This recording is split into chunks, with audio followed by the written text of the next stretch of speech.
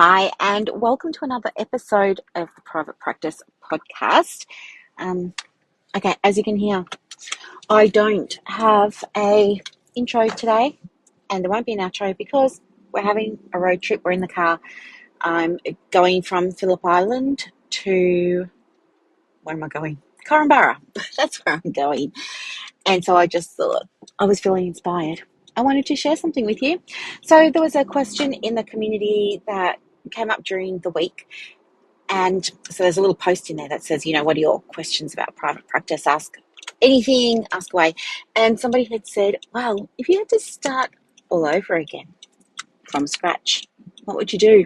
And I thought, I love that question.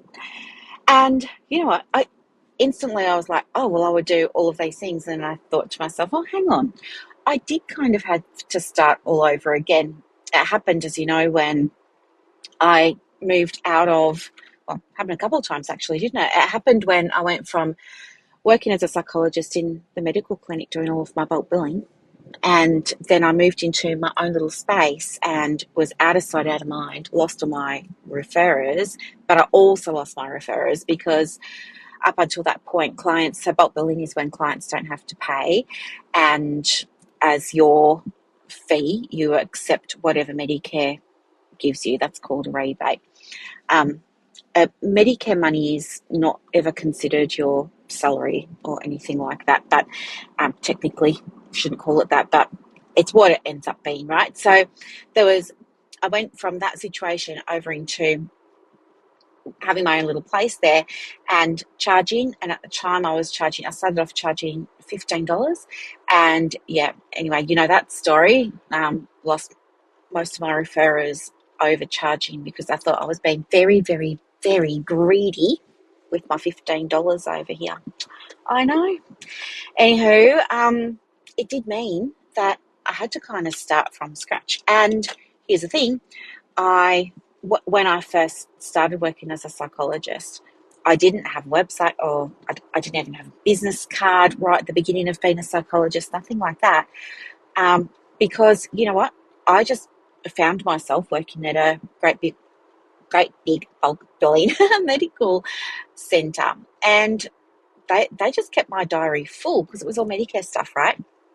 I mean, was it easy work? No. The type of work was very demanding. Lots of clients either like cancelling appointments, not showing, lots of requests for legal reports, lots of requests for, certificates for this, that, and the other. It was, very, very demanding sort of client group. And it wasn't just where I was based either. I worked at many bulk billing medical centres around Victoria, both country and metropolitan. And my experience is it's a certain type of demographic that, you connect with there. And you toughen up pretty quickly, I have to say. Um, then, so having to be in that position of all of a sudden, having been in private practice for such a long time, but now suddenly having to learn about the business side of things, I found that really, really, really, really challenging. And then I think my third start was probably when I retired on the 20th of September 2020 from psychology. And yeah, that meant moving into something completely different. So I was like, start number 3. So yeah, I've got a little bit of experience in terms of starting things and of course helping other people start their things. So I know what works and I know what's working for my clients at the moment as well. So I will tell you what I would do if I had to do it all over again. But conditions apply, because here's the thing. If I had 100 women in private practice and they all had the same qualification, the same experience, they're all at the exact same starting point with their business, and I gave them all the same strategies, some would crush it and they would do that very quickly. Most of them, they're just going to take the time that it needs to take for a whole bunch of reasons. Either it's personal stuff, so maybe they're going through divorces, or they're relocating, or there's stuff going on over there. or it could be their own, imposter syndrome that's it's taking a lot longer than we would like for it to really start to shift and move. And that's okay. It's going to take as long as it takes. But um, it just means that for that person, maybe they're not going to get a result so quickly because they've got different other things going on, right? Um, and then, two, it's got to be like your willingness to learn stuff. And this is one of the things that I absolutely know is that I've been doing this for such a long time. I had the private practice certification program going, I had the marketing program going, all of the success program was going. And, people would say, oh, I tried this thing and, it's not working. What else can I do? And I said, well, let me go and have a look at the thing that you think you've done. And I would go and check it. And, they'd only implemented some of it or part of it. So they hadn't implemented the full thing, but in their mind, to them, they had done it and it wasn't working. So, I even saw this recently. I created a resource for one of my clients to get some more clients. And we were focusing at the time on her website and boosting visibility on Google. And so I created a resource for her that was quite in depth, quite detailed on how to fix her Google My Business profile. And anyway, she came back to me like a little while later and she was like, well, I've done it and I still don't have a client. I said, oh, you did do that? And she said, yeah, I did it. And I said, okay, I'll go and have a look and see if there's anything that's sort of jumping out that, obvious that we can go and fix and maybe that'll help. So I went and had a little bit of a look and she hadn't done nearly 3/4 of it. So this is the thing. And even like when I do the website wellness checks, which I love doing so much, I can give recommendations and, sometimes people will run with those, they'll implement them, boom, the next week or a couple of weeks later, I'm getting emails from them saying, oh my gosh, this worked, or or they're saying, can I leave your review and things like that. It's working for them. But there are others that will watch it, listen, and not implement a thing. And they will say, yeah, I had one of those and it didn't work for me. Well, it didn't work because you didn't make the changes. So when I'm going to share with you what I would do, the 3 things I would do if I had to start all over again, just bear in mind that results are going to vary from person to person depending on all kinds of things. But if I had to start all over again, right from scratch, I'd go and learn about how to run a business, specifically a private practice. And by that, what I mean is I would learn about how to market. I would learn about a business plan. I would learn about 90-day planning. I would learn about what I need to be tracking. I would learn about how to make decisions. I would learn about having a business mindset and what that is, what it looks like, what it means. All of those kinds of things I would definitely be doing because those were the things that turned everything around for me.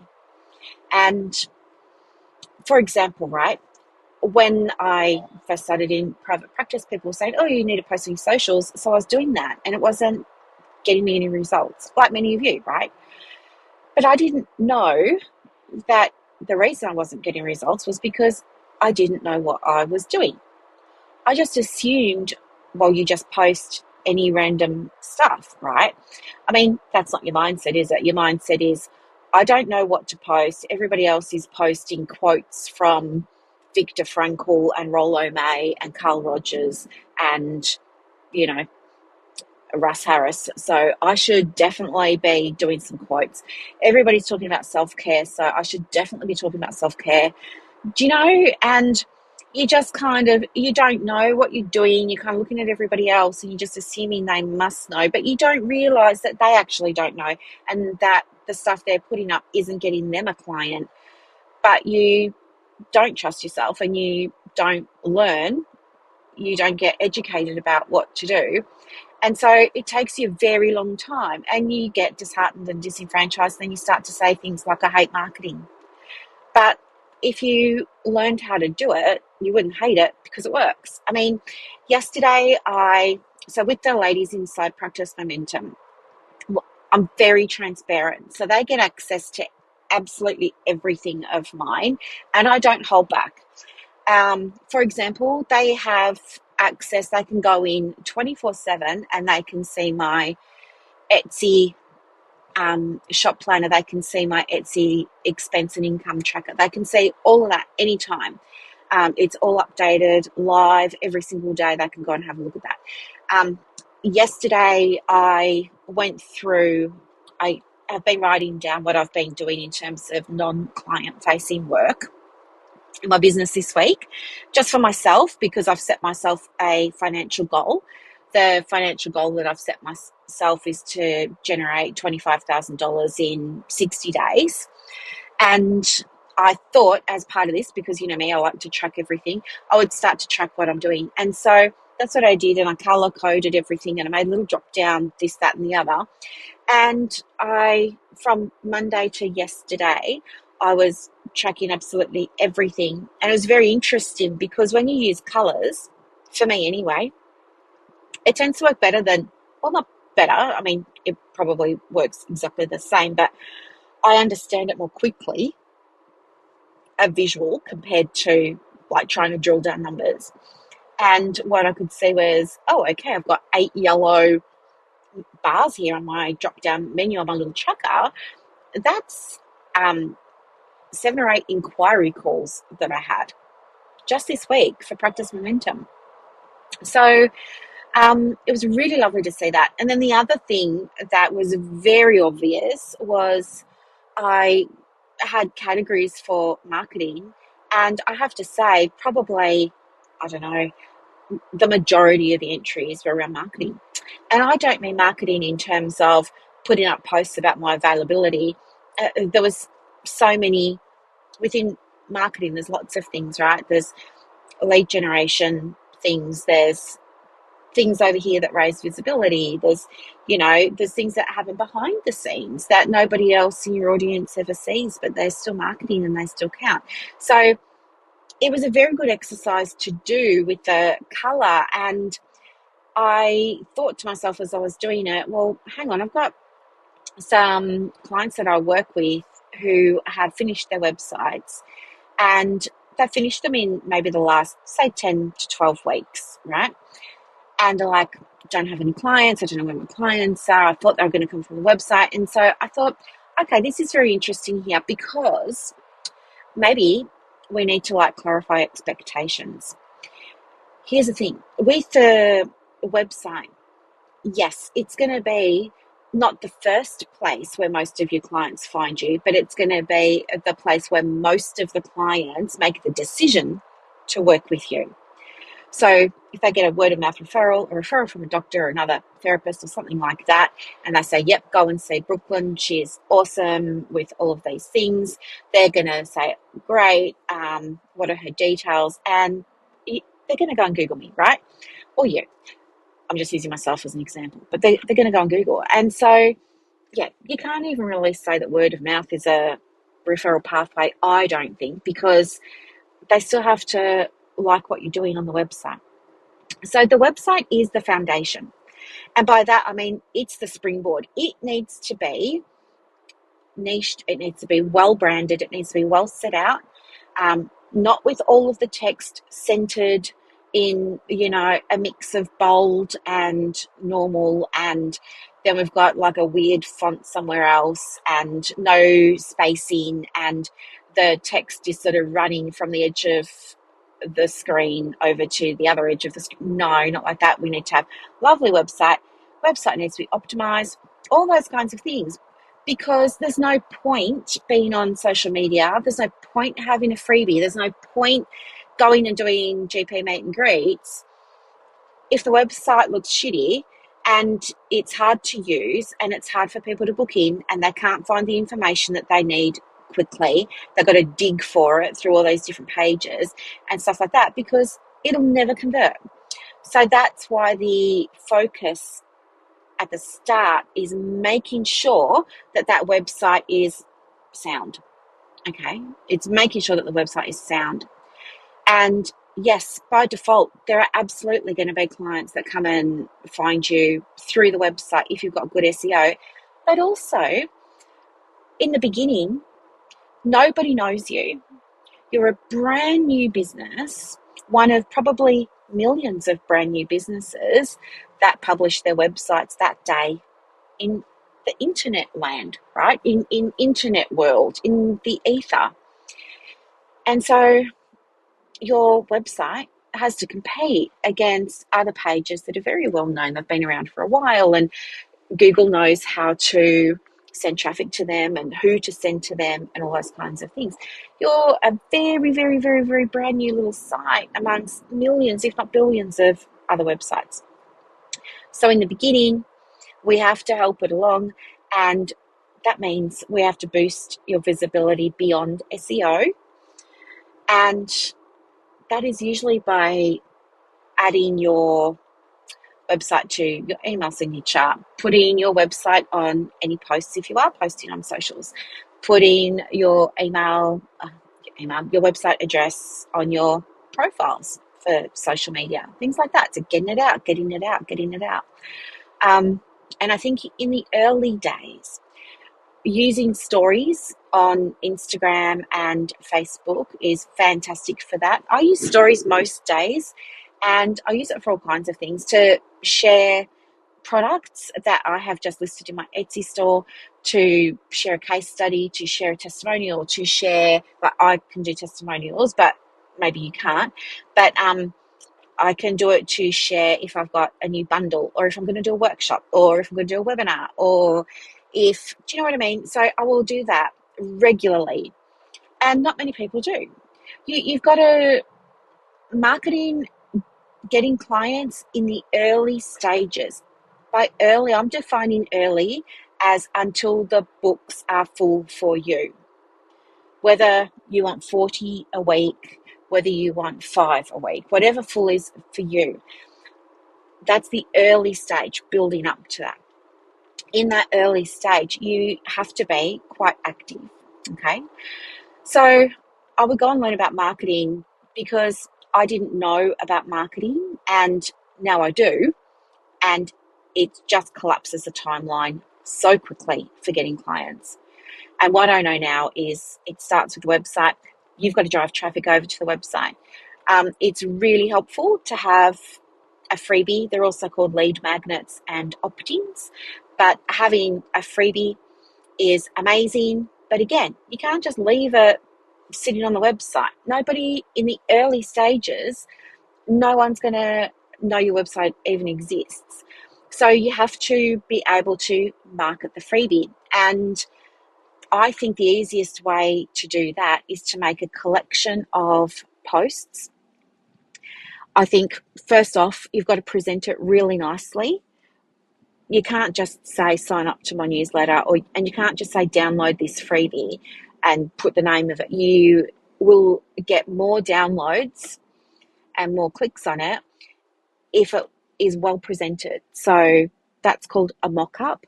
You can go over to my Facebook business page and you can get my free mock-ups. I made some a few weeks ago. The post is still there. You can just go and get them from there. But yeah, and they will show you what to do. And I think I did like a mini training with that as well. It's all free, but you can go over and get that. So make yourself a really nice professional looking mock-up, and you've got to have a really great description for it, not just 1 or 2 sentences. You've got to have a really great description, and by a great description, it needs to say things like who it's for, what problem it's going to solve for them. It's got to let them know usually how much it's going to cost, but if it's free, it's free. There are paid lead magnets. You want to say how long maybe it's going to take them to get the result or the transformation, right? And really, it's got to solve a problem. So it's not enough anymore to just say, oh, I'm making a workbook, or, you know, I'm making this thing over here and I'm making a journal on self-care. Like, who gives a hoot? No one's downloading your journal on self-care. And I'll tell you why. It's because there's so much research that says the phrase self-care is saturated. People tune out as soon as they see it, number one. Number two, people think, well, self-care is having a bubble bath and a glass of rosé, and, you know, big deal, so what? Like, I already know it. That's the mindset. I already know this. So I'm not going to download the journal. And they don't download your journal. I already know this. And then the other reason why is because maybe you've got some really cool knowledge or insight about self-care, but what you're doing is you're selling the how instead of the result. And by and large, most clients don't really care about the how. Now, I know that's controversial, and there are going to be people that say, oh, well, there's always somebody that specifically asks for this thing. Okay, fine. As I said, there will be some people that are maybe savvy, or maybe they have some kind of inside knowledge about therapy or mental health. Maybe they're married to a therapist or something, but the daughter of, or maybe the mother of, or something. It doesn't matter, but they're generally the minority. Most of the time, clients don't really care how you're going to get them there. They just want to know that you can recognize what they're dealing with at the moment, and that you've got a panacea. You've got some kind of remedy. You've got some kind of solution. You've got some kind of thing that's going to help them. That is a freebie. And that's what makes a good freebie. And so all that stuff there as well, that then becomes your description. I'll give you an example. So with, what did I put up the other day? I'm just thinking, because I'm doing a freebie a week over on my Facebook business page, and I put one up the day before yesterday. Oh, it was on how to get clients from Facebook. That's right. How to get clients from Facebook for your private practice. And yep, so I put up this post, and my whole post, I think it was 10 little carousel slides, was talking them through my experience, my story, like what happened to me, all of that kind of stuff, what I realized, what shifted, what changed. And the reason that I did that was a few reasons. Number one, I want to be transparent. Number two, I wanted to speak from experience. I didn't just want to be all preachy, which, yeah, I always like to speak from experience. And I think stories just make sense. And I think people can sort of follow along, and they can say, oh, that happened to me too. I can relate to, what you went through there, Brooklyn. And I think when that happens, then I think the rapport starts to build, because you're on the same page as your audience, or should I say your audience is on the same page as you.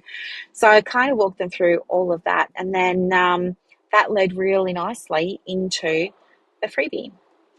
Another one that I had was for, I think the mock-ups might have been.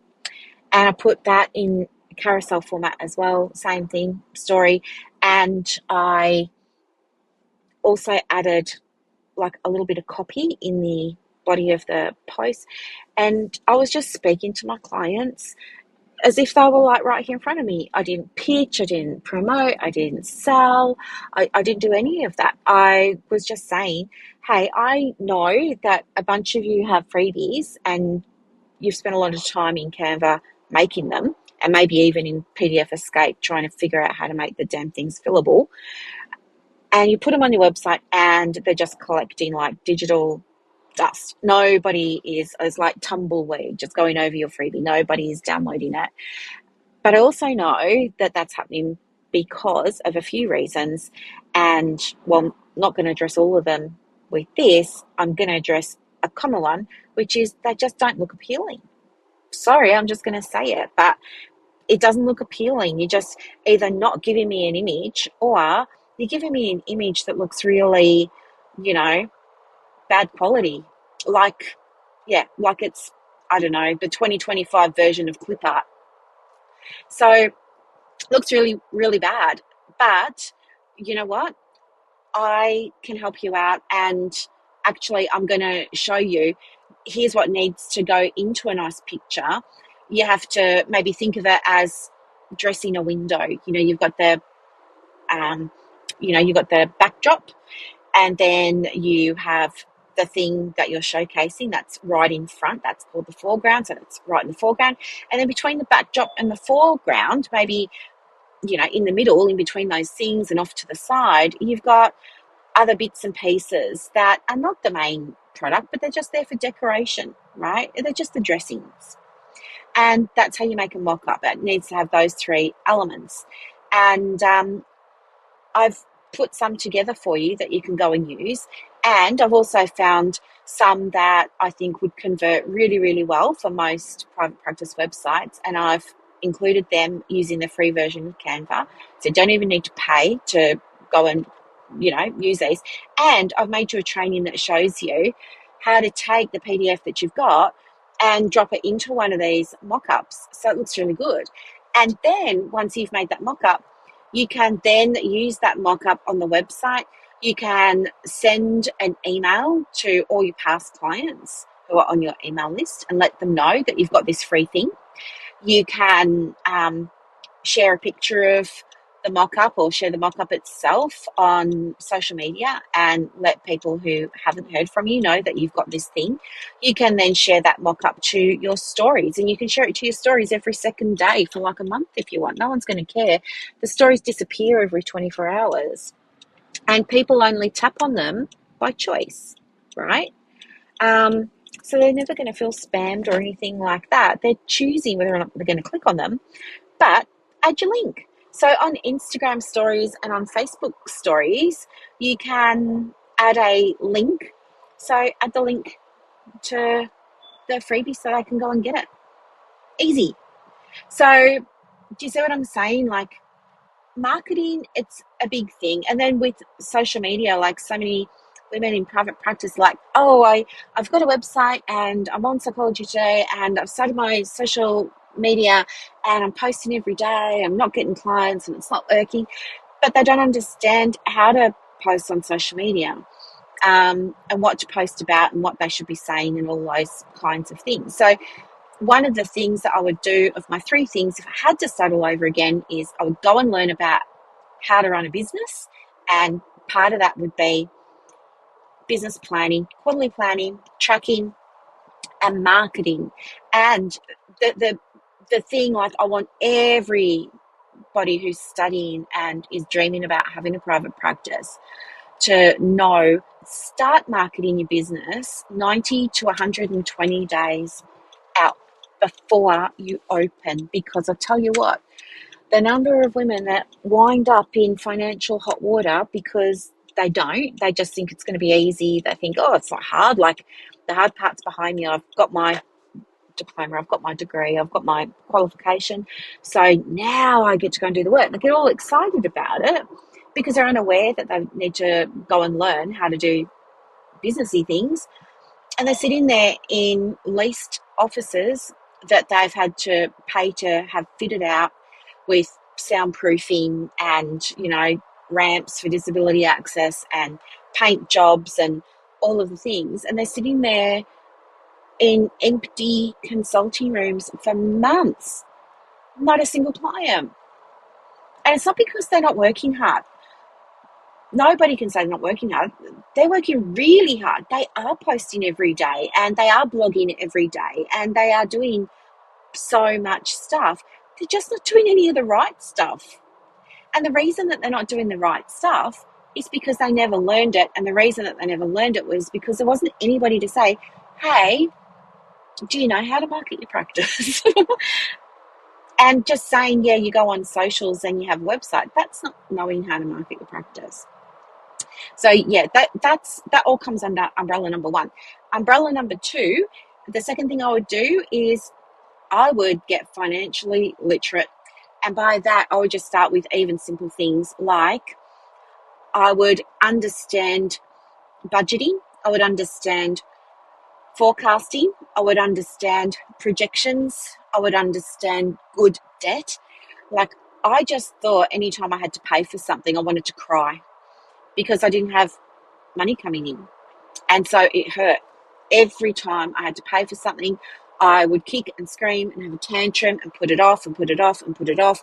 And I would try and just make do with free stuff, anything free that I could get my hands on. And, I just made things 10 times worse for myself because a lot of the time the free stuff didn't work. And and because I just delayed my own success because, yeah, I was fighting it. So, just so you know, so you don't have to delay your success, there's a thing called good debt. So there's good debt, and then there's maybe not so good debt. The not so good debt is when you owe money for something, right? And that hasn't bought you back anything. It hasn't given you anything, right? So maybe an example of a bad debt is you've been doing work with your clients and not processing payments, or you have cancellation policies and you don't use them for whatever reason, right? You don't feel comfortable charging people for not attending their appointments, for perhaps, whatever. That's creating a bad debt for your business. So your business didn't collect any money, but it lost money because you weren't collecting. It lost money because that was an hour that you could have had with a paying client. It lost money because you still had to pay for your memberships, your insurance, your software, your this, your that. So it lost money. That's a bad debt. You're not getting that money back, right? And you're not getting anything for it. You have lost that money. That's a bad debt. Same with like continuing to do work for third-party billers that just don't pay you, like some EAP providers, some, whatever. That's bad debts, and we want to avoid those, which is why we have policies. Your business won't survive if it continues to accumulate these bad debts. So, but a good debt is when you're borrowing money, or you're using credit, or you're using your savings or something like that to pay for something that is going to make you money. For example, business coaching, right? I'm just going to use Practice Momentum. Practice Momentum, it's $10,000 and it's $500 a month, right? Now you might think, as I did, oh my gosh, like that's so much. I'm not going to pay for that. I can't afford that. I'm this, I'm that. But if you understand, or hang on, this is going to teach me about tracking my numbers. This is going to help me understand about marketing. This is going to help me set up pipelines so that I don't have to market as much in the future when I get busy and I don't have the time. This is going to teach me how to manage the finances in my business. This is going to teach me how to work less and have more. This is going to teach me how to hire my first subcontractor so that I can have a day at home with my daughter, or whatever it is, right? And by the end of doing the coaching, for example, you come out of it better because you've learned stuff. So you got knowledge. That knowledge adds value to you. It adds value to your business. It adds value to your practice, and it can't be taken away. So you've got knowledge there. You've got new skills that you didn't have before you started. You've got new awareness that you didn't have before you started. And you'll be making more money. Most people will be making more money, and a lot more, depending on like how they run their business and their models and all that kind of thing. But I've certainly got women inside Practice Momentum, 2 or 3, that have doubled their income. And they haven't even been with me for 12 months yet. So when you see, yes, okay, it feels like it's costing me $500 at the beginning, you'd be surprised how quickly it starts to make you more than $500, right? One of my clients, was it this week or last week? I screenshotted it. It was so good. She was like, Practice Momentum is paying for itself, and I've only been here a few weeks. She said it's paying for itself already, and I've only been here a few weeks. So this is what I'm saying. There's good debt and there's bad. It's like true if you go to university, right?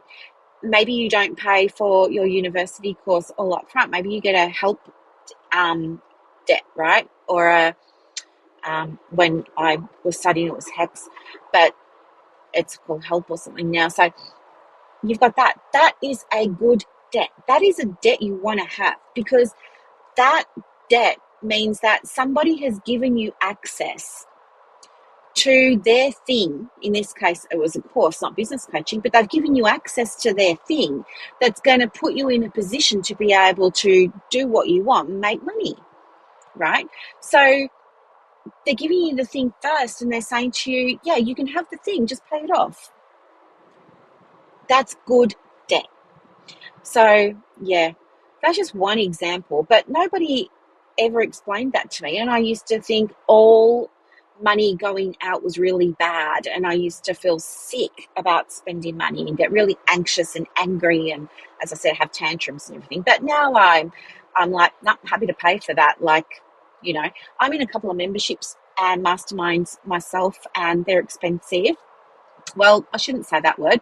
They are high ticket, let's just say, not expensive. And they're high ticket. And it's great though, because I learn so much, I become better, and I'm always, always, always improving what I'm doing with and for example, the Women in Momentum. Like, I'm always updating resources, adding new resources. I mean, the portal is in such a state at the moment, that I've made for them, that it's getting a total revamp behind the scenes. And I'm really excited to give this to them soon, because there's been, as I up-level my knowledge, it means they get to up-level theirs, right?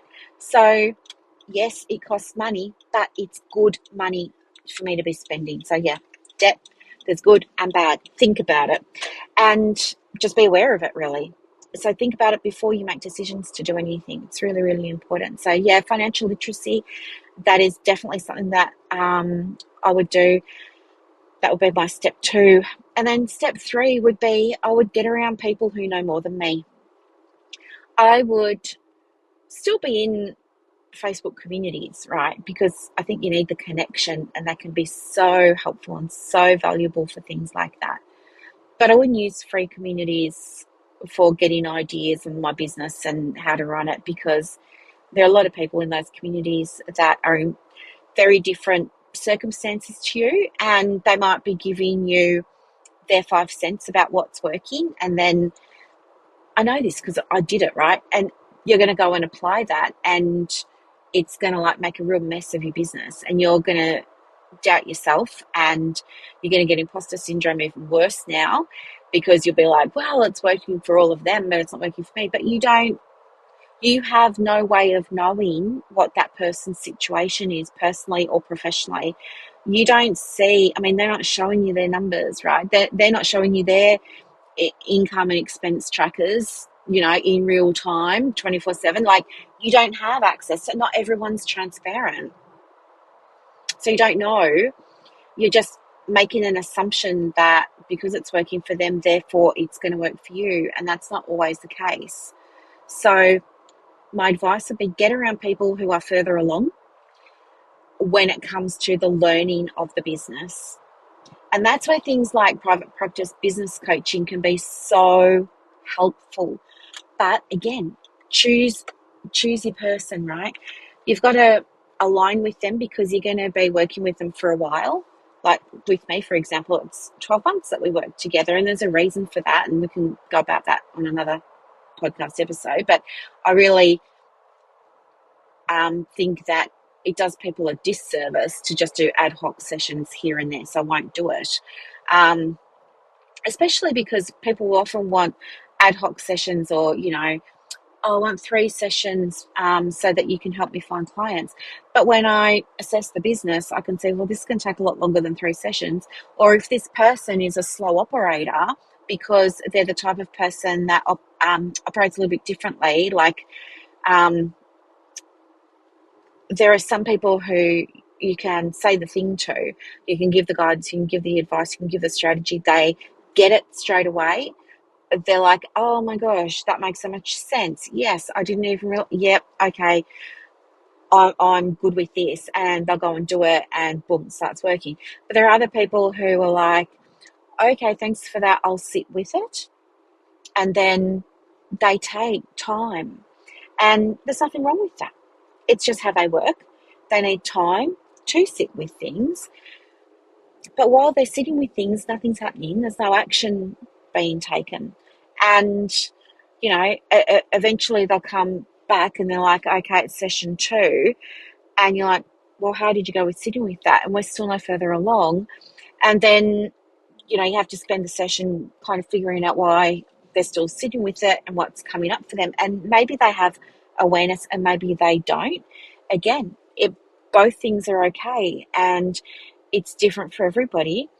Some people have that, I think I've got a block about it because I have this story that I'm running around what this might mean, and can you help me maybe work through this? And so, yeah, we can do that. But then there'll be other people who say, I have no idea what it is, Brooklyn. I know what you're telling me is probably right, but I've just got some block about it and I don't know what it is. So there's some people that experience that as well. And then you get to the third session and, maybe they're like, okay, well, this is session number 3. So what are we doing today? And you want to give them the strategy, but because there's been all these delays and it's these protractions, you can only kind of like say, well, okay, we still don't have a niche, but let's try and make some kind of message from what we do know that you're kind of interested in. Or maybe let's go and work on this other thing over here. But actually, there might be 30 things that need to be worked on, right? Maybe she's got a freebie on her website, nobody's downloading it, and when I go and have a look at it, it's because it's not a good freebie. It isn't well described. There's no context around the freebie. It's not speaking to anybody. When I click on it, it opens up in Dropbox instead of a landing page. So she's not getting email addresses. And then when I have a look at it, we've got like a really badly formatted PDF. And then the content is very, very basic. So, it's like, where do you start? That whole thing there, just about the freebie, you can't do that in one session. You've got to figure out, you've got to listen to the client, you've got to understand the client's needs, you've got to solve the problem, then you've got to make the thing, then you've got to figure out how you're going to get them that result in the quickest amount of time in the cheapest way possible. Then you've got to figure out how you're going to like put it together and what's the best way to deliver it, and all of these kinds of things. And it's going to look different for everybody. And then you've got to connect it to your email platform, and does she have an email platform, or is she resistant to an email platform, or is she where she needs one? And then it's like, we've got the email platform, you've got to segment the audience, you've got to have an opt-in page. What are you going to put on the opt-in page? Then when people do opt in, they give you the email address. How are you going to deliver the freebie to them? Are you going to keep it in your Dropbox and share a link, or are you going to like just attach it? Like, how are you going to do it? And then you've got to write your email sequence, and you've got to set that up. So you've got to write, your bunch of it. Do you see what I mean? It's never just help me get clients. There's always, you have to do, and this is my job, to properly look at what the F is going on over here, that she's not getting clients. She's got this awesome website. We're not getting much traffic. Okay, that's because, in the grand scheme of things, it's still relatively new. That's fine. What's going on over here with this freebie? Why is it not getting downloaded? And maybe she's got all of the things with the freebie. Maybe it does solve the problem and it's connected to the email and, all of that. And it's got great copy and it looks amazing. And, like people will pay money for it. It is that good, which your freebie should be something people would pay money for. So then you're thinking, okay, what's going on then? And then we have to go and look at, do people know it's here? So then my next question to her is, how are you getting this out to the world? And 9 times out of 10, she's like, well, it's on my website. So just a lack of awareness around, it's not enough that it's sitting on the website yet, because you're still very new and you're not known yet. For someone like me, it's different. I've been around for 30 years. People know me. People will just automatically go over to my website and they will just start downloading stuff or watching stuff or listening to stuff or buying stuff, right? But it's because I've been around for a very long time. When you're new, you don't have all that history and all that awareness and that size audience. My Facebook business page has 7,000 followers. I'm at 5,000 something followers. My personal profile has 7,000. My Facebook community has 8,000 members. My email has 4,100 subscribers, right? I've got an audience. I just shut down my Instagram account. I had 7 or 8,000, right? I've got a podcast that's got hundreds of thousands of downloads. I've got an audience. I'm known. You're not. The way that I got known is by learning, and so my job as your business coach is to teach you the stuff. And one of the things that I learned is that it's not enough just to leave your freebie on your website while you're in the early stages of your business. You've got to get it out there. And as I said, I think the quickest way to get it out there is by sharing links in your stories, honestly. I think that's the quickest way. And if you've already started to see clients, even if you've had less than 10, look after them. Love bomb your clients. By that, I mean, look after them in terms of, I want to say, like treating them to free things. And it should feel like a treat to them because they should feel like this was so good that they would have paid for it. If you send them a PDF and you're like, hey everyone, I hope you're having a great week. I put together this and here you go. And it's like really crappy. It's like not nice to look at. It's very general. They could get better on Instagram, all of that kind of stuff. They're going to unsubscribe and they're probably, I don't know, they're just going to be like, no. Versus if they open up the freebie and they're like, oh my gosh, this has this thing. So for me, for example, I want to send an email maybe once a month or twice a month to my list that makes them feel like this was so worth opening. I am so glad that I opened this email today because I learned this. I got that. It did this for me. Oh my gosh, I can use this. This was so helpful. That's the reaction that I want. So, you have to think about all of those kinds of things. Yeah, and I guess that would be it. Like being around people who know more because you don't know what you don't know. And it's like even when you think about spirituality, right? And one of the things I remember learning, in Buddhism, and then I learned it again when I was learning, I was on my journey for the divine feminine, the divine masculine, and, and learning about the energetics of business and stuff like that. It's just repeated in so many different disciplines, in so many different ways. It's the same content, just packaged a little bit differently. But there are 4 levels of consciousness, right? The first level of consciousness is where it's called, hang on, I'm going to get this wrong, Tumi. So it's the Tumi level of consciousness. So that's where you're saying, we just use private practice, for example. That's where you're saying everything is not your fault. If the things that are happening in your business are not because of anything you're doing or not doing, it's because of other stuff. So you might say, oh, I'm posting on my socials and I have a website and I have a blog and I'm doing this and I'm doing that. It's not because of me. It's because cost of living. That's why people don't want to. It's because I'm in a rural area. It's because, I don't know, national standards with the diplomas at the moment. It's because I only have a bachelor's or a master's. It's because, right? It's because, and it's never because of you or anything you're doing. That's the first level of consciousness. And that level of consciousness will never be able to understand the higher levels because they're there. In their head, everything's happening to them and it's not their fault. The next level of consciousness is by me. And the by me level of consciousness is when you start taking some responsibility for what you're doing. Now, it's a little bit different because in the first level of consciousness, you are taking responsibility by doing all the posting on social media to get a client and, all that kind of stuff.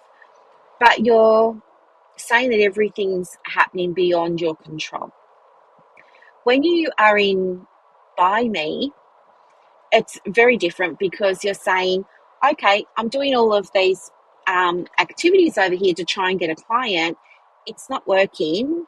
What am I missing here? How could I be doing it differently? Or you might say, wow, I've really noticed that I'm getting a lot of inquiries lately, but they're not converting because the feedback from my clients is about the money and they can't afford it right now. I wonder how I could improve my conversions. Is this because I am just like saying the wrong thing? Is it because I don't have a framework or a process to follow for the discovery call? Is it because I don't really know what I'm actually meant to be saying and how I'm meant to be saying it on a discovery call? Is that the hiccup there, right? So it's you taking responsibility, and then you will go and research and you'll go and like buy a program or a product or a course on how to do inquiry calls, and you'll learn it and you'll fix it. Or you might say, another example of By Me is, you might say, okay, I'm in this rural area, there's not many clients, there's a lot of competition, and there's cost of living. So with all of that going on, how can I? What's my right next step here? Instead of saying, well, the whole reason that my business still isn't paying me is because of all of these external things. Very different energies.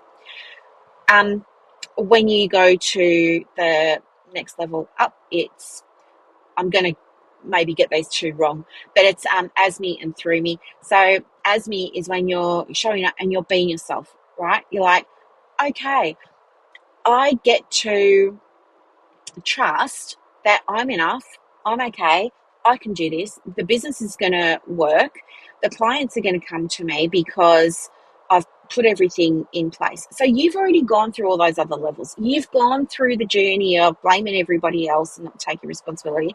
Then you've gone through the journey of taking responsibility. But the risk with that one is you can get too caught up in it and you can start to think everything is your responsibility when it's not, number one, which stops you from delegating. It stops you from asking for help. It can stop you from feeling good about yourself because it can make you feel like there's always the next thing, which, by the way, there is. But when you're in this energy, it's not good. It can lead to burnout because you go from being in the to me energy of, well, I just throw my hands up in the air. What can I do? It's out of my hands, out of my control, nothing I can do. I'm just going to keep doing what I'm doing. To now you're like, I've got to fix this, I've got to fix that, I've got to fix this, I've got to fix that. It's like, can be a desperate energy if it's left unchecked and unbalanced. So then you go to as me, and as me level of consciousness is the third of the four levels, and that's where everything starts to sort of come together in a lot more even, balanced, calm way.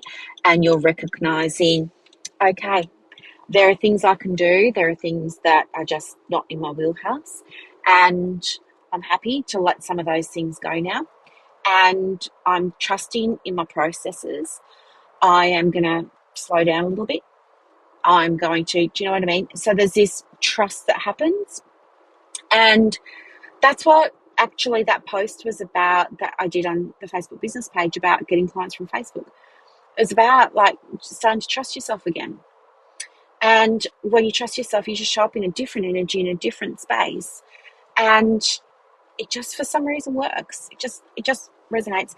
And then the last level of consciousness there is through me. And that's where, if you're maybe a spiritual person like I am, I absolutely, hands down, 100% believe in energy, the science that, the atoms and the little particles in the atoms, everything's vibrating all the time. And, I really believe in that. And I think that that's backed up by the idea of sound waves and ECGs and, all the magnetic frequencies. And I think all those frequency things and wavelengthy things, that's energy, right? You don't see it, but it's there, like electricity, like Wi-Fi. So anyway, I do believe in that. And the higher level of consciousness there, or the last level, is through me. And that's where you start to see things as there isn't any competition. There's space for everyone. We're all in it together. I don't have to like everyone. They don't have to like me. We can still all have lovely businesses. There's more than enough clients for everyone. I have what I need. I know that I'm supported and guided by people and by the things that I believe in, right? And your people might be your colleagues, your peers, your friends in the group chat, your business coach, your supervisor. They're going to be the real life people that support you in your business, and partners and family and friends, of course, too. But then, of course, your beliefs can be such a source of support. So for me, I can share some of the beliefs that I anchor into.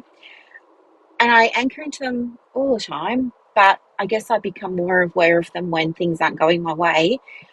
But I really do believe that I'm always right where I need to be. That helps me a lot. I always try and anchor into the belief that things are always working out for me. So even though it feels like my world's falling apart, even though there are no appointments in the diary, even though everyone's defaulting on their payments, even though, like, whatever it is that might be going on in the business, right? I can remind myself this is happening for me, not to me. And I can take a breath and I can ask myself, okay, how many ways might this be happening for me? And I can get out a pen and paper and I can brainstorm, free write all of the ways that I think this unwanted thing might be happening for me. Well, maybe it's happening for me to show me that I do need a 48-hour cancellation policy instead of a 24-hour one. Maybe this is happening for me to show me that I do need to get payment at the time of the first booking. Maybe this is happening for me to show me that I do need a niche. Maybe this is happening for me to show me that it is safe for me to raise my fees, right? Just allow yourself to go there. And then the other thing that I would do, so you asked for 3 things, but the 4th thing that I would do if I had to start all over again, the 4th thing would be having a better mindset and having somebody support me with a better mindset and teach me how to have a better mindset for myself, asking me those open-ended questions. What's the lesson here? How did I grow from this? What did I learn from this? How has this experience that I've had made me better as a business owner? How does it help me help my clients in new and different, improved ways? How does this experience that I've just had close the gap on my success? Do you see what I'm saying? Like, having somebody that can ask you those questions. But here's the thing too, right? You got to be willing to answer them. You got to be willing to answer them and do the work. And that's coaching, right? Coaching is about you getting challenged, just signing up to get challenged because you're in your little bubble and you don't know what's on the outside of the bubble. So you pay a coach to teach you what's on the outside of the bubble. But your beliefs, your ego mind is going to challenge things that you hear sometimes from your coach. It's going to resist. It's going to say, oh, I don't know about that. Oh, I need to sit with that. Oh, I'm going to think about that. Oh, no, I can't right now. Oh, I know you said to do this, but I haven't. And yeah, anyway, I've got this situation arising again, but I still don't want to do the thing that you recommended. So is there anything else that maybe could work that's not the thing that you recommended? Right. But that's the whole thing. Coaching's work. It's work, and it's inner work. Nobody will ever see what you're doing because it's internal, right? And it's no different to what we're asking our clients to do. But anyway, they're the 3/4 things I would do if I had to start all over again. And I hope that this was interesting and illuminating and helpful and of benefit. um, yeah, I just also want to say that if you are in a position where you're needing clients, it's not only going to be your website. The website is step one, because without that being in place, you can't do all the other things. But if your website is where it needs to be and it's optimized and all those kinds of things, and it's newish, new being less than 12 months old, it's newish, then go ahead and start doing the other things. I would say definitely go and get yourself on Psychology Today. It's free for 6 months, but they've got fantastic SEO and they will give you a backlink for your website, right? You don't have to do anything, but Google love it when other websites recommend yours. You get points for that and you get more reach. So getting yourself listed in directories is fantastic for your website visibility. So definitely do that. Google My Business. Go and do a thorough, like, you know how you talk about deep cleaning your bathroom and stuff like that? Go and deep clean your Google My Business profile. I know it's insanely boring and it's not fun, but it works. And that'd be like the main two things. If you've done those, then those are the things that are going to start to bring clients quickly. From there, I would go and make yourself multiple freebies. And the reason why I say multiple is not to create more work for you, but because you want to have things to give to clients, but also what you think they need and what you think will work and stuff like that can be very different to what they think they need and what they think will work. And I was in my Flowdesk the other day. I mean, I've deleted a bunch now, but I can go in and check, and if I can find of course I can bring them up and I'll see if I can take a screenshot of the total number of freebies. But I think, and you don't have to do this, but I think it was like, at the moment, I've currently got 53. 53 is the number of freebies. So I'm not relying on one and putting all my eggs in that basket.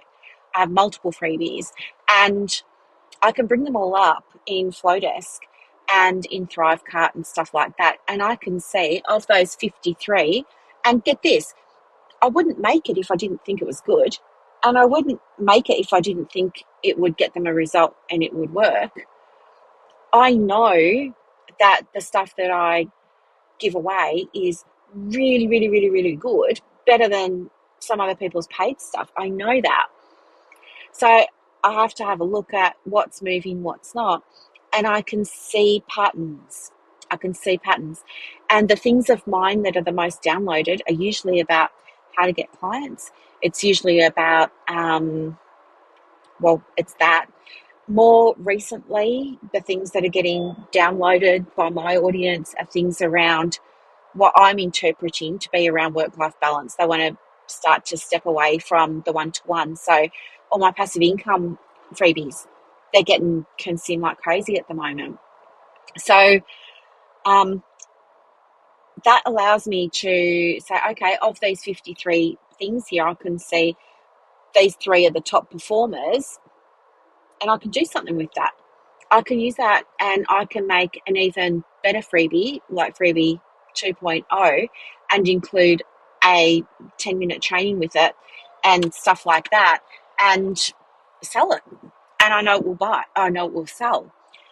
I can use that information and say, all right, maybe this is something I need to put on my sales page to practice momentum, because it's obviously a hot topic at the moment.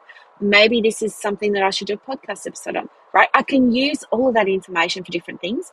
I can retire the freebies that aren't working and I can, reboot some of them later on.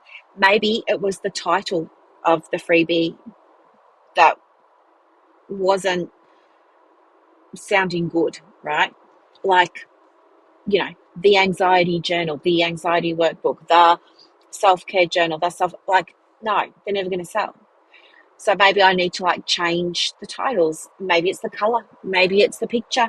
Maybe it's that it wasn't fillable, right? So I'm going to change. Maybe it was the mock-up. Maybe it was that I didn't have a mock-up. Maybe it was that I didn't put good quality copy on the landing page. Maybe it was that I didn't share it. So there are going to be all kinds of reasons why. You won't know until you assess it. But I can take the information and use that information to let go of some things and start doing more of the things that are working and build my business, right?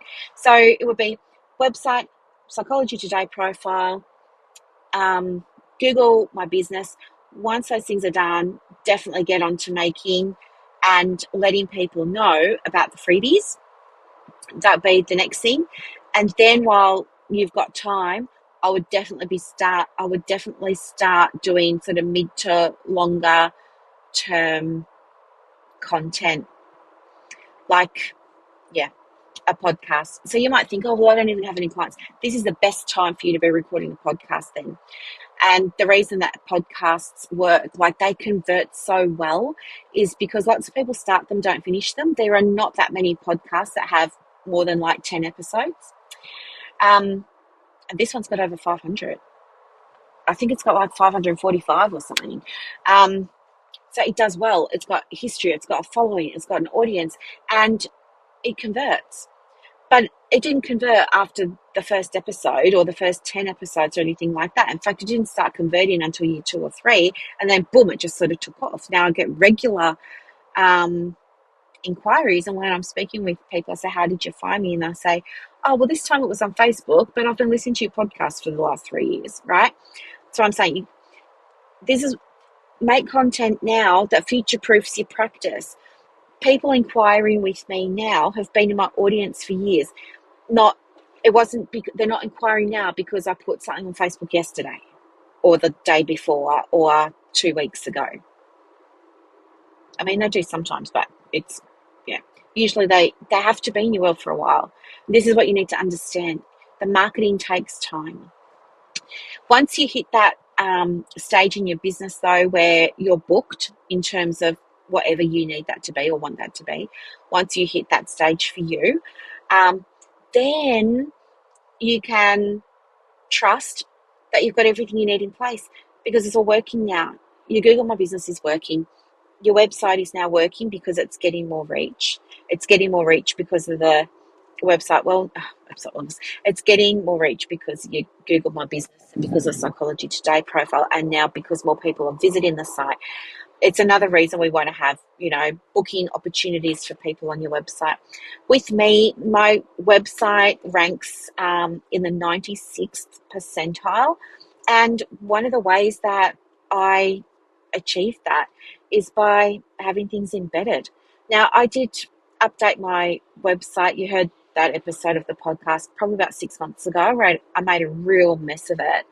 And it wasn't until recently, just this week, in fact, that I realized that I had a tab for my podcast, but I had set my tab to go over to Podbean, which is my hosting platform for the podcast. So I realized I need to put the RSS feed in its own page because I know that people will visit my website and they'll click on one of the episodes on the page and they can just listen to it in the background while they're doing something else. And while they're staying on my website, even though they might not be looking at it, they might be making some images in Canva for social media or something, and still listening to my podcast that's playing through my website. Google is saying, holy smokes, what's going on over here on Brooklyn's website? We've got 2 or 3 people that have just spent an hour on it. This must be pretty good. Better give this to more people to look at. And that's how I boost my reach for free. So little things like that work really, really, really, really well. The other thing that I did was I embedded a couple of recent YouTube videos for the same reason. People may not necessarily sit there with a bag of popcorn and a can of Coke Zero to watch the video. They'll probably have it playing while they're in Canva doing something, so they can be multitasking, doing two things at once, right? So those videos go for an hour and a half each. That's good for me. I get more credit, I get more reach from Google. So that's what I'm saying. Like, start building pipelines now to future proof your practice. Like, it's not a bad thing that you've got time on your hands at the moment. It's how you use this time. You can either get desperate and upset and be panicking and doing all the things, or you can be smart with how you use it, because sooner or later you are going to be booked and you won't have time to start a podcast, start a YouTube channel, do the things, right? This is now also a great time for you to be looking at, I'm just trying to reverse park here and I can't fit in. Oh, it's a small park. That's okay, I found another one over here. Easy peasy. Oh, it's only 15 minutes. My goodness, that's not easy peasy, is it? No, it's not. Okay, I'll find a way. Oh, I can't do a U-turn there. Ah, Korumburra, what are you doing to me? I'm in the main street of Korumburra and they have parks either side, but you can't do U-turns anywhere. You have to go like pretty much up and down the full length of the street for the most part to come back and turn around. But yeah, they're the things that I would be. They're the things that I would be doing. And I hope that this was super duper helpful, as I said. And if you have any questions about your business, of course, let me know. But yeah, we always, always, always want to start with the website. So start there. If you need help with your website, if you haven't got one yet, no problem. Let me know. I will help you map it out. We can map it out together. I will tell you what has to go on every single page, how to do it, all of that kind of stuff. You don't have to have a website yet. If you've got a website but nobody's seeing it, nobody's downloading your free thing, no one's signing up to your newsletter, no one's booking in for an inquiry call or an appointment, then I can absolutely help you as well. Let me know. But yeah, just manage your expectations, guys. Like, things take time, especially in our industry.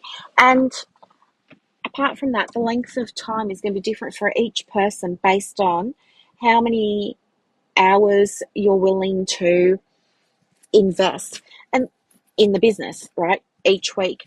So some of my clients, they don't have fully booked diaries yet. They might not have a fully booked diary yet. But I'll say to them, listen, I want you to at least dedicate 2 hours a week. And they're like, geez, I don't know, I don't know if I can do that. Well, I don't know. It's going to be really hard for you to grow your practice if it's brand new, you don't have any clients, and you're unwilling to find 2 hours a week to work on it. It's going to take you a heck of a lot longer. If you're going to sit around and Netflix and chill, then it's going to take you a lot longer. For me, my hours, I do treat it in a way like a full-time job. Like, the way I've structured Practice Momentum gives me a lot of flexibility. However, I'm not seeing clients in one-to-one sessions. That doesn't mean that I'm, not working on my business. I work on my business, for hours every single day, especially at the moment because I'm going away in a week. So I want to make sure like I'm all prepared for that. I want to make sure my Practice Momentum clients are looked after and I've got everything that they need. But also, it's just a busy time in the business because I'm doing a bunch of things right now. I'm making a whole lot of stuff for Etsy, but I know that once that's all up, it's hands off. I don't have to do much then. I have the Book to Better subscription, so I get to make a product every month. I love doing that, but it takes me, a good 2 or 3 days to put all of that together. Um, I do spend time every single day on my marketing. So if I put something up on Etsy, then I also, if I remember and I have time, put it on my website. And then I put it in Facebook and my Facebook business page and my Facebook business profile and Facebook stories and in an email. And then I will put it into Thrivecart and make a sales page for it in Thrivecart and a checkout page for it in Thrivecart. And then I will connect that to Flowdesk and then I will make a workflow for it in Flowdesk. This is what I mean. There's so many steps. So maybe you're just not aware that there are so many steps, and that's why you're thinking, well, I've got the website, where are the clients? And I feel defeated, like, why isn't it working? I want you to understand there are lots of steps. And just like I ask you to spend, 2 hours a week on your business, don't think I'm not. I spend at the moment probably a good 8 hours on my business. And when it comes to clients, maybe that's about an hour, maybe. I mean, it varies, of course, it fluctuates. And sometimes it'll be a Thursday and I'll be doing something with Momentum. We'll have our Thursday sessions, or maybe it's a Wednesday body doubling or something like that. So, I mean, apart from those little things, but they don't happen every day. They don't take up big chunks of time. But around that, I'm doing all of these other things that future-proof my practice. So the money that comes into my business now is coming in because of things that I spent time setting up 6 months ago, 12 months ago, 2 years ago, and I'm still getting money from them. So what I'm doing now in my business is continuing to set things up so that in 6 months, 12 months, 2 years down the track, I will still have money coming in without feeling desperate, without thinking, oh, I'm low on clients, oh, I need to get a client, oh, this, oh, that. I don't have to worry about my money. The money just turns up now. But it does that because I spend hours every single week working on the business. And I think that was one of my big lessons, my big sort of realizations, and I wasn't happy about it, was I thought when I first started my private practice that, oh yeah, you get your qualification, you just start work. But no, you've got to spend time working on the business. And in the beginning, in that early phase, you're thinking you're going to be working with clients. You're expecting that you're going to be working with lots of clients. But the reality is it's crickets for a while. The amount of time is different for everybody, but it's going to be crickets. And you're going to be absolutely working on the business, and you're not going to love it because you were expecting to be working with clients. So there's going to be resistance. You're going to be doing little bits of the business. It's called business development when you're working on your business. You'll be doing like little bits of business development here and there during the week and still frustrated, like, where are my clients? Where are my clients? So the thing is, until you start to get the clients coming through and that diary gets to where you want it to be, you're in the early stage. That early stage, you're mostly needing to give hours every single day to working on the business. I don't know of any other business that says, geez, I'd really struggle to find 2 hours a week to work on my business when I'm just starting my business. I spend more than that on Etsy, and it's a new business, right? There's no way I would get this Etsy store off the ground on 2 hours a week. So manage your expectations. Once that diary is ticking over and you've got the clients that you want, the volume that you want, and the revenue that you want coming in, then the scale's tipping the other direction and you're doing a lot less of the business development. But you're in a position where you can do a lot less because in the early phase, you are putting good foundations in place. So you're not going to end up saying, like, people who didn't put the good foundations in place, they're the ones who they end up being fully booked. They're excited about it. They're happy that they're fully booked, all that kind of stuff. And then they start finishing work with clients. And then they're like, oh no, I took my foot off the pedal and now I've got to try and find clients. And now I've got to start my social media again. And I've got to start all this again. And they panic and they're scrambling. So that's why in Momentum we talk about Let's get the Google My Business done thoroughly. Let's get the Psychology Today done thoroughly. Let's get this freebie done thoroughly, and then another one, and then another one, and then another one, and get them out, out, out, out, out. Because when you've got all those foundations in place, you've got good processes in place around how you run your business. You've got good policies in place that ensure the revenue continues to be generated. You will never have to scramble for a client ever again. Okay. So, yeah, that's how it goes. And then I think stage 3, like you've got your early stage over here, and then you've got your stage where it's all kind of ticking along and you're booked and everything. And then it's kind of like, hopefully, if you've done it the right way, you don't have to worry because you've got this steady stream of clients coming through. But you then move into like what I think is stage 3, and that's where it's not outgrow it, but it's where you say, do you know what? I think I want to do something in addition to the one-to-one. I think I want to like do a little bit less of the one-to-one and maybe introduce passive or groups or a program or this or that, right? And that's where you start to see less clients and you start to focus on doing some of these other things. That's like stage 3, the settling in period. Like really, I think the stage 3 is when it really does start to become your own because you've got a lot of experience and wisdom and all those kinds of things under your belt then. And you've found your rhythm, you found your groove. And we want that rhythm and we want that groove right at the very start. But we're still learning. And you're right where you need to be.